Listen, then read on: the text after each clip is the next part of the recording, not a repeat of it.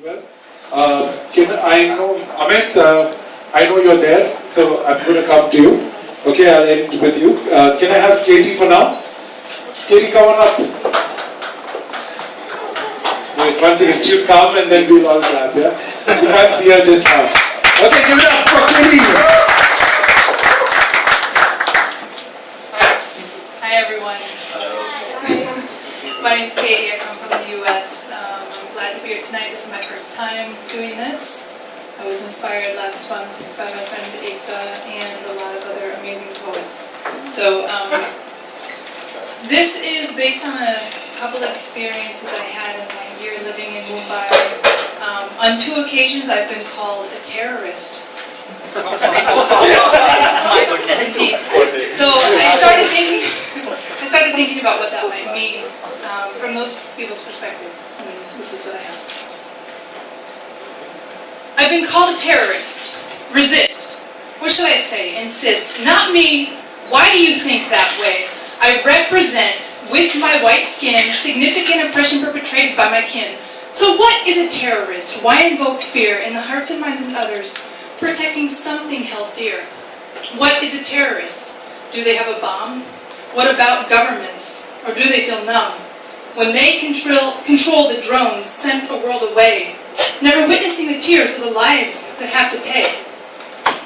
When foreign policy in freedom's name is easier than taking blame for atrocities committed overseas, other countries brought to their knees, seen as an extension of my government met with malcontent, when I'm called a terrorist, inferring what's meant.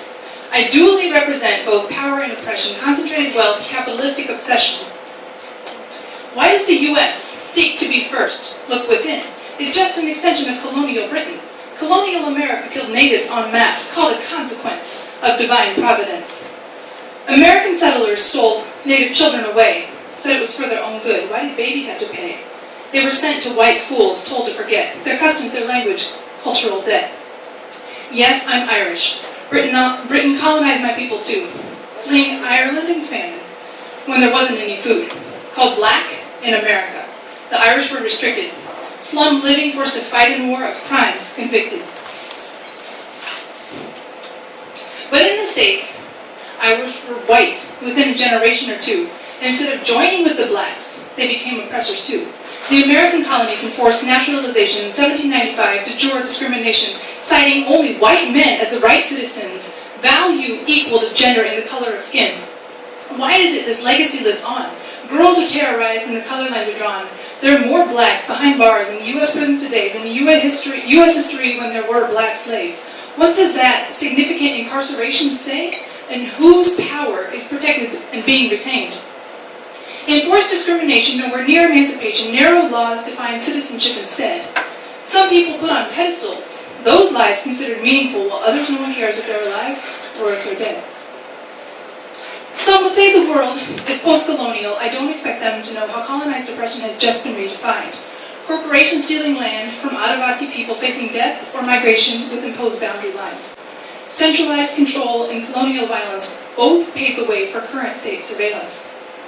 I know the colonizer's language, the colonizer's words can't control the people with guns or swords. Language and education are impressive tools to control the mind, best start in the schools. Neo-colonialism, excuse the cynicism, exists across the world wherever you look. Those in power, extensions of the past, say success is only learned through an English textbook. Linguistic hegemony to control the territory, a hierarchy of language that exists to this day. What if in the future other languages are dead? Do you have to learn English if you're going to get ahead?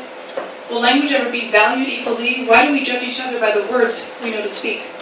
In the Commonwealth, where's the Commonwealth? The name is hypocritical itself. Tell me, what part of the wealth is common? Distributed by powers also doing the bombing? The military seeks to control the external, instead of seeking refuge in the personal and internal. Are we afraid to look within, so instead we look without? To conquer and control? Create dependence and doubt? The military-industrial complex is vast, keeping status quo of race, religion, nation, and caste. Instead of spending money to increase military might, what have we learned from each other's languages and gained insight? Instead of building bombs and another base to kill, we built meditation centers and learned a peaceful skill. We are all children of coloniality that transcends barriers, disrupts nationalities. We are more alike than we are different. Sometimes we have to take a stand and swim against the current. When I'm called a terrorist, I seek meaning beyond those words and hope for a future terror-less world. Wow!